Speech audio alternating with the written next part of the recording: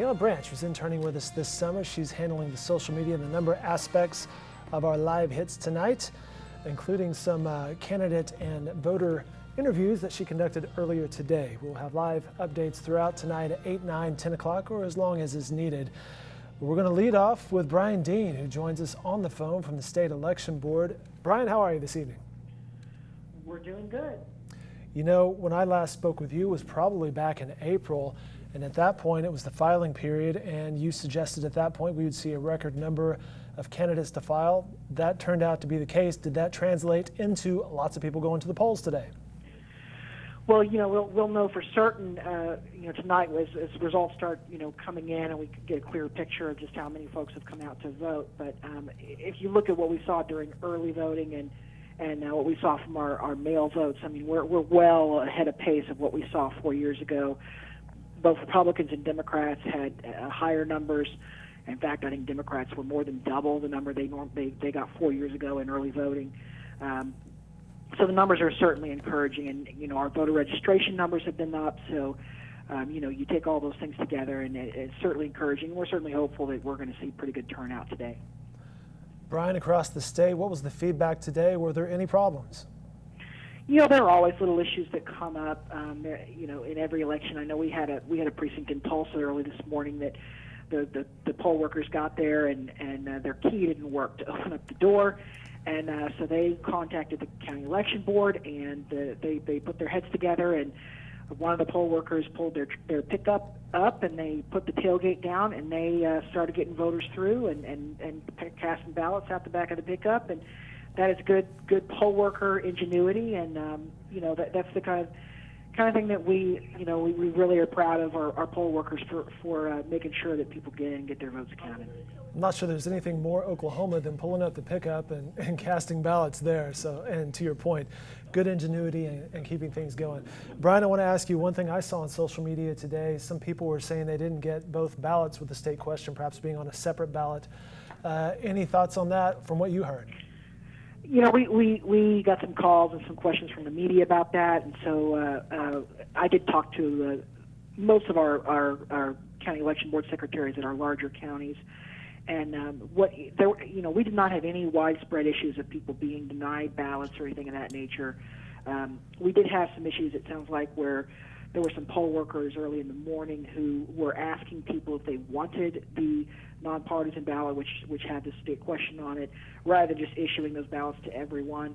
And as the counties, when they started getting some reports of that, they immediately contacted their poll workers and followed up and got everybody on the right page. So, generally speaking, things were pretty good today. It's always a challenge when you're putting on a statewide election, and we work long hours, and so nothing's ever perfect. And so, we're the main thing, and what we've told people all day long is if they have problems at their polling place, if they see anything that doesn't look right, if they think they're not getting a ballot they need to call the county election board as soon as possible so they can get that rectified and get it dealt with. So, we can't fix an issue unless someone lets us know about it. So that's the main thing is we want to get those things fixed. And there are going to be hiccups, and we just want to try to make sure they get fixed as soon as we can.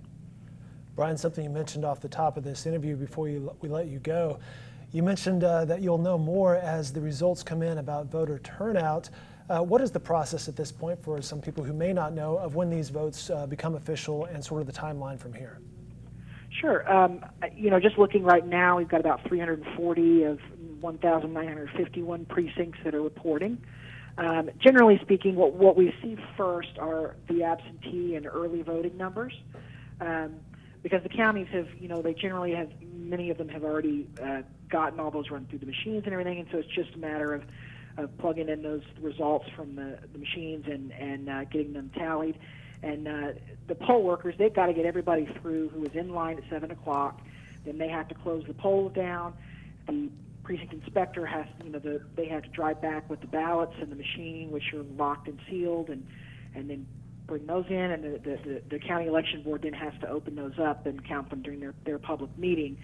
So it takes a little longer for those to start coming in. But we do have some results coming in already from some of the precincts. And so, those will continue. And, hopefully we should have the bulk of those in by about 9 or 9:30 or so.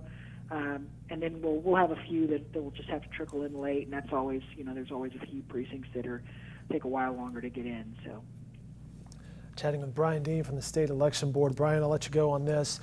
We mentioned the pickup truck and the voting, but is there anything more Oklahoma and American than the I voted sticker? People love these, and it seems like this iconic image hasn't changed, but it almost has a second life with social media. People love their selfies and the stickers.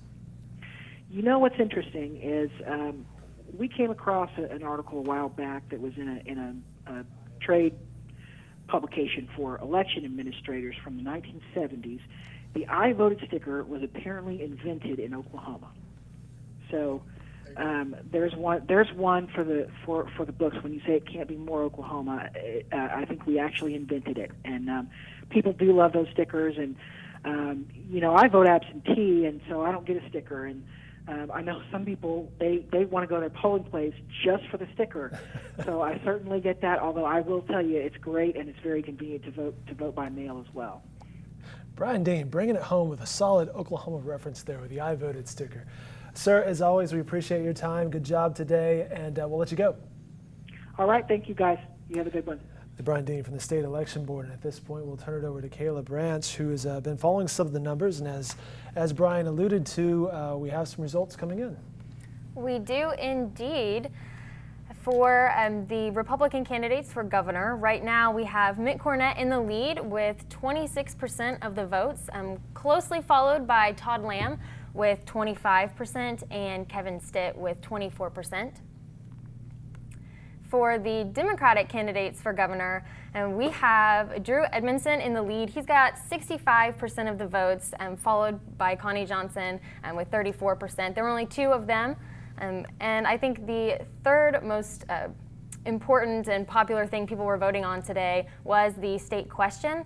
Right now we've got 54% that are for the proposal, and we've got 45%, almost 46% that are against it.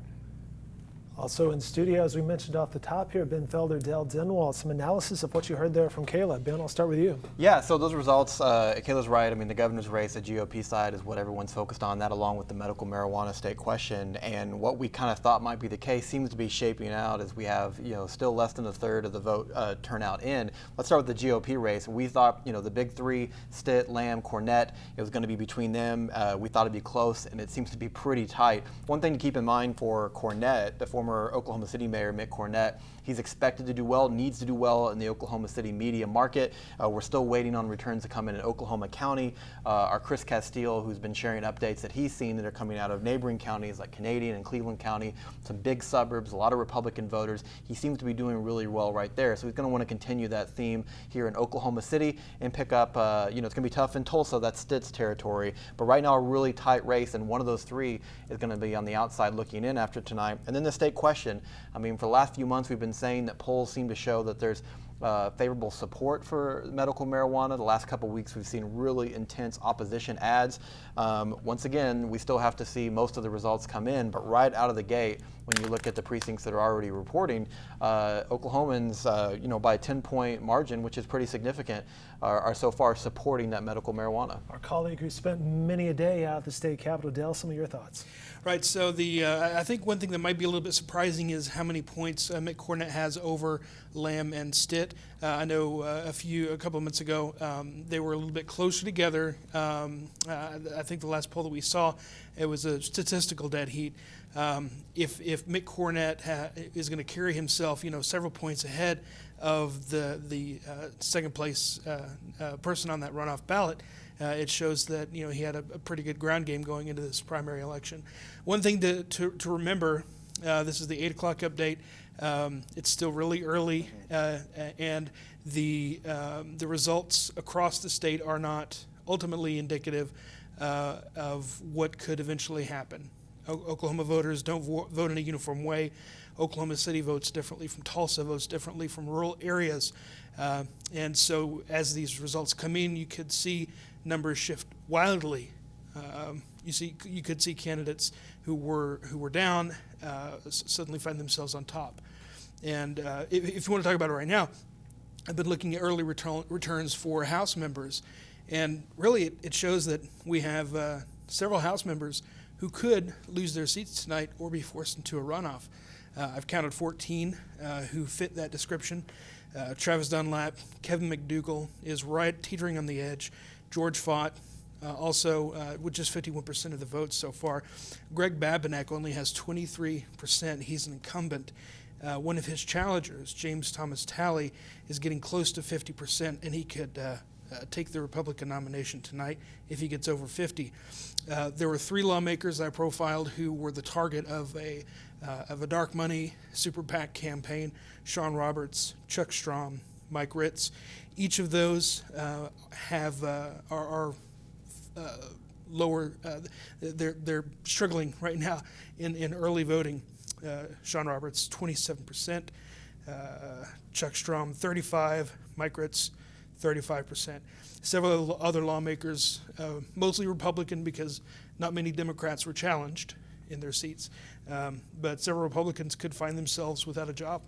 And Ben, Dale mentions the word runoff. The mechanics here are, even looking at the GOP race, if you don't get the 50%, there's a runoff, correct? 50% plus 1 is going to mean an August. 2 candidates. Yeah, it's going to mean only an August, the top 2 candidates, August right? runoff. And Dale's going through the list of incumbents, and a lot of incumbents are getting challenged this year. The fact that even just a couple incumbents lose their seat, that's kind of historic. The last several election cycles, I mean, the power of the incumbency has been pretty strong in Oklahoma, as it is across the nation. So if you have even just a couple of those incumbents fall, or even move to a runoff, I mean, that's pretty big news. And here we have a full slate that are, probably a little bit concerned as they're seeing the results come in. And I think that it speaks to a couple things. We talked about the high turnout.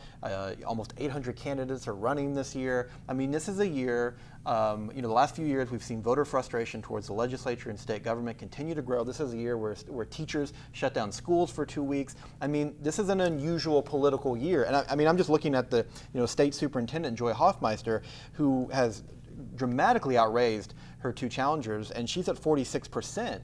I mean, there's still, with just about 25% or 30% of the results are in, so there's still a ways to go. And as Dale says, it depends on what the geography is reporting at this point. But I mean, that's surprising. So this is going to be, I think we're going to see some interesting storylines from tonight because 2018 in Oklahoma right now is not your typical election year. One thing you said, Ben, you said these candidates might be surprised at the election returns so far. If they're surprised by this turnout, then they shouldn't have been surprised. Basically, they're not paying attention to their district, and I guess we'll see. On the superintendent of education, Joy Hoffmeister, I'm wondering if people think that they're voting for the comedian Will Ferrell.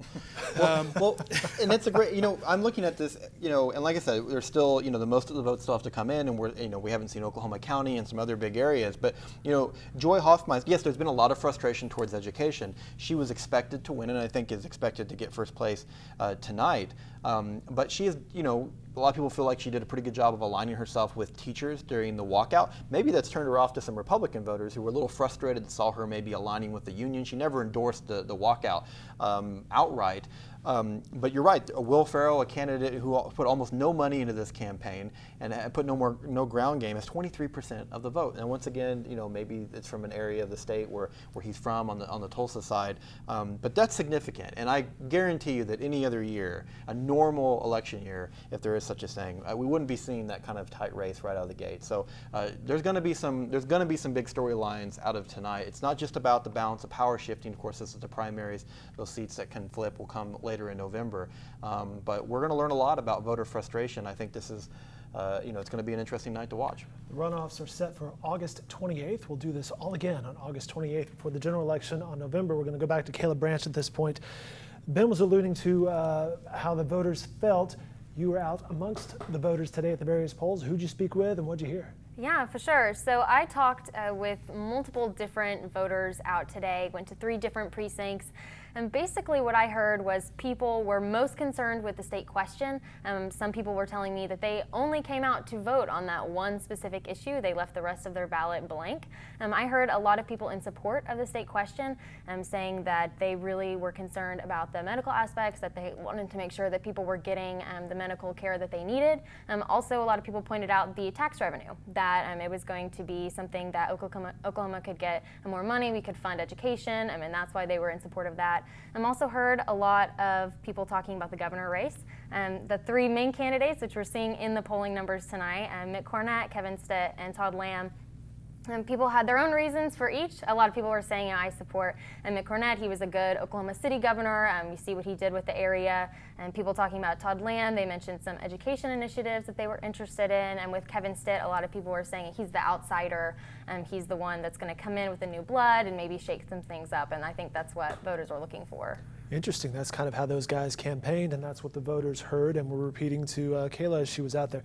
Did you see busy polls? I did see some busy polls. One of the locations was a little bit slower than the others, but I was surprised. Parking lots were full. People were in and out all day long. Good stuff. Kayla Branch reporting from the various polling areas. Guys, we didn't talk too much about the state question earlier, but that was one of the big draws of today's voting.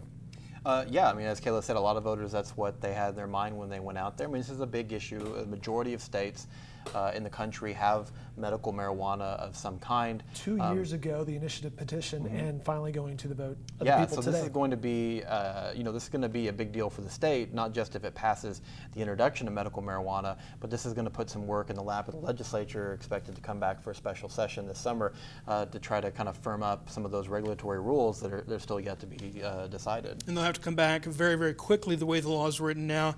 They've got to start handing out these licenses within a month. It's a story this gentleman, Dale Denwalt, will be following fervently from the state capitol, his home away from home. Yeah. At least it feels that way, right? It certainly is. All right, Dale, Ben, Kayla, they will be back. We'll wrap it up at this point. More election coverage throughout the night, live coverage at 9 and 10 o'clock. You gotta love that music. Here on NewsOK.com, of course, complete report in tomorrow's editions of the Oklahoman as well.